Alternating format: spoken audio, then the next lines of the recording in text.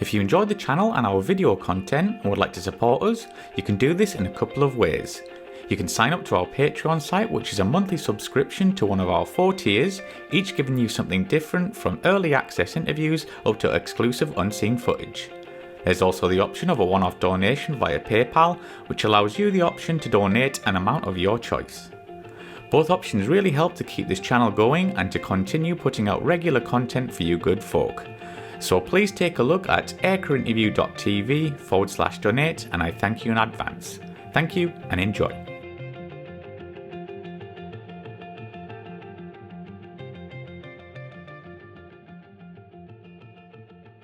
We're going to talk about your next endeavour, which was the A-4 with Draken. How did this come about? Well, when I retired from the Marine Corps back in 2015, like I said, I retired on a Friday and started at United Airlines on a Monday. I had a little bit of time off in between the time I was hired and the time I started flying for United. And I knew a few guys that were starting up Draken. You know, it was just getting started. They were getting their airplanes together. And Jared Isaacman was the one who kind of funded this and started the company. He's moved on now, doing other ventures in life. But Snort was there, a guy by the name of Jive Kirby, a guy by the name of Leonard Dick, Wizard. All very experienced guys. As you know, we talked about Snort before. But they needed pilots for this upstart company. They were just trying to, it was basically a paper napkin company at the time. They had bought these airplanes. Right. They're like, let's make some money with these airplanes. We can do this. And I was just in the right place at the right time. I knew some people, and a buddy of mine, Jeff Scott, Magua was one of their first pilots, and Snort reached out to me and said, hey, they knew I was the CEO of the Marine Adversary Squadron. That was the business they were going to get into. They knew I had a lot of Pentagon time, so I knew some people to make things happen. They gave me a call and said, hey, would you be interested in coming and flying with us? And, you know, we talked it over, and I was like, well, you know, it's not going to be my full-time job, but I'll come like as a reservist would and fly a little bit, help you guys out. And so the rest is history. I went down to Lakeland, Florida, and trained up with Snort on an A-4. And I'd never flown it. Like we mentioned before, I flew the T-45 and went the British Hawk, and I went and flew with Snort. I can't remember 4 or 5 sorties with him in a 2-seater with him in the back seat, and then they just turn you loose, you know, and it was remarkable. You know, it was a very, very fun airplane to fly, and I really lucked out getting into Draken during that time. They brought in, when I came in, there were about 3 or 4 other pilots that came in who I became good mates with, and who I kind of knew from the Marine Corps as well. They're other Marines, and still keep in touch with those guys as well. You know, that's how we got started with Draken. So with Draken, how many jets did they have? And were they all like? There's a couple. It looks like a couple of single seaters. Were there 2-seaters as well? Well, we only had. I can't. You know, you're asking me things that I don't really remember that much, and I know that we only had 1 2-seater. We might have had 2. And the rest were single seat. And they were A4Ks from the New Zealand Air Force. Yeah. That's where they came from. And then we also had, and then we had A4Ns that they got from the Israelis that come from Israel. And those were rocket ships. They had bigger engines in them. Yeah. And those things were like those things would go. They were a super pleasure to fly. But yet they didn't have a radar in them. Whereas the A4Ks had the original F-16 radar in them, and a glass cockpit with a HUD and everything. Okay. Very nice cockpit. Yeah, very nice cockpit. Easy to transition to. And I want to say that we had about 12 or 13 of them total, A4s. Don't quote me on that, you know, and if anybody, I don't remember at the time, because when I first came to Draken, there were only X amount that were actually flying. The rest they were still putting together and getting certifications on and stuff like that. Because when they bought these, they created them from obviously New Zealand to get over to America, and they were still piecing them together and getting people in. They had actually hired people from the New Zealand Air Force who had previously worked on these airplanes to do stuff on them, you know, to help them get them up and ready to fly. And then later, Draken expanded and bought L-159s, and they bought Mirage F-1s. and which they're still flying now. And I think they've expanded and they moved over there to your neck of the woods over across the Atlantic and are flying over there now. I know the 159s are. So, Yeah, the 159s. But I only flew the A4. That's all I did. I was brought on originally. We were doing, they were trying to just build any contract they could to kind of get their foot in the door, because there were other competitors out there who had been in the game longer, a company called ATAC, who fly Hawker Hunters and some other aircraft. They were out there. They had already established themselves with the Navy. And Jive Kirby, Snort, and Wizard all were, Snort was a Navy guy, but Jive and Wizard were Air Force guys. And they were getting some ends with out at the weapons school in Nellis and some aggressor stuff out in Nellis Air Force Base. And so originally, that's kind of what we did. I would go out there a little bit and we'd do some kind of, before they got big contracts, just kind of a proof of concept type stuff. And we would do a little red air for the Air Force and support them. Their test and evaluation squadron would do stuff for them. Then once the airplane got certified to drop ordnance, because you can imagine it being a civilian airplane, getting certified to spit something off of it. Yeah. It's not like the military. It's, highly scrutinized, right? Mm-hmm. So once that all got squared away, then I mainly did close air support for the Marines and Navy SEALs. That's mainly what the training I did. Right. So myself, Magua, Joey Coletta, Muddy Kerr, Smitty Smith, who used to be an F-14 demo guy, and the F-14 is one of the demo pilots. Yeah. We would mainly do CAS. We'd go out to Cherry Point and support the Marines out of Camp Lejeune who are going through what they call TACP school, Tactical Air Control Party School, to become forward air controllers. And we would go out on range and they would call in strikes from us, and we would execute that. And we had a good on-station time. We could stay airborne for 2 hours plus doing that. Oh, so wow. it was very efficient. It was a very good platform, and they're still doing it today. In fact, unfortunately, a buddy of mine punched out of one about 2 weeks ago. I don't know if you read about that there at Cherry Point. I didn't know. On takeoff, I don't know the whole story, so I don't want to get into it, but he punched out right on takeoff, and he's got injured pretty bad, and it's going to be a long recovery, but he's alive and he's going to be okay. So, Carlos, Godspeed to you, buddy. But that was a couple of weeks ago. But so they're still doing that. And then we would also do support out of Yuma, supporting the Marines out at 29 Palms, California, doing the same thing, doing close air support for them. And then we would go up to Fallon from time to time, and the SEALs have a school there where they do stuff like that. We would support them. Oh, really? And that was always real interesting doing that. And now they've evolved. They put the A4s in a place called Kinston, North Carolina, which is about as a crow flies, 30 miles north of Cherry Point.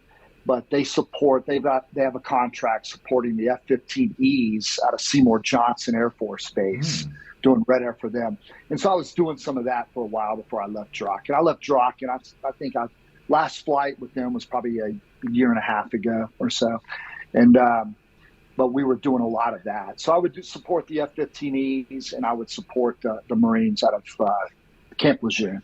So it was interesting work. I mean, wow. Absolutely amazing. But just like out of interest, did you want to go to Draken because you thought the A4 is a cool aircraft, or you thought it was maybe an interesting assignment?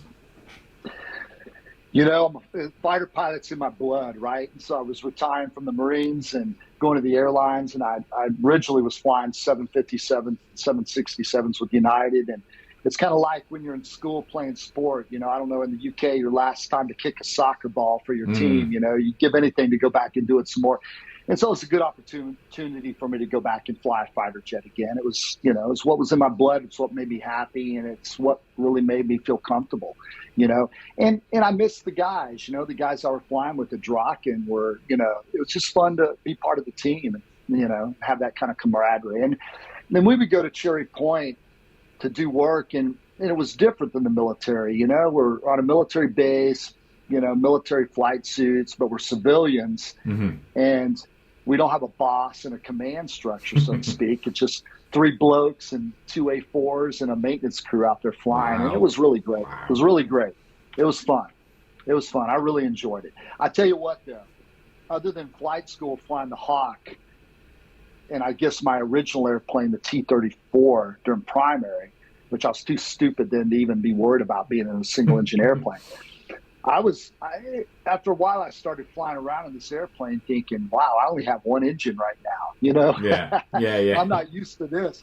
And this airplane, it's not like it's a young airplane. It's an old one, And I'd be flying for doing support for the F-15Es out of Seymour Johnson. I'd be 100 miles offshore there off North Carolina holding, circling around out there, wait for them to show up or whatever. And I'm thinking to myself, man, if my engine quit right now and I punched out of this, who's coming to get me out here?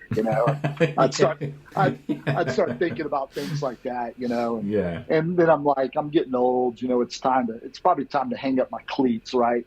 And just move on with life. But anyway, I still got a lot of mates there flying and really enjoyed it. A4 was awesome to fly. Historical airplane. I feel like I was flying a little bit of history, Yeah, and also it's a good-looking aircraft. But maybe you can just give us a background in terms of how the aircraft flew. Was it an easy aircraft to fly? Well, it was an easy aircraft to fly. Its approach speed's very stable because it was made to fly off a carrier, right? It had some really older technology, like the leading edge extensions were aerodynamically operated. So at a certain speed, they just fall out, and then as you go faster, they move up. Yeah. That was a little bit weird because every now and then one would lock out or come out faster than the other one. It would make the airplane jump to one side or the other, things like that when you were fighting the airplane, because you want to get those slats out quick, to bend the airplane around. But I thought it was very easy to fly, very stable. It's a very docile airplane.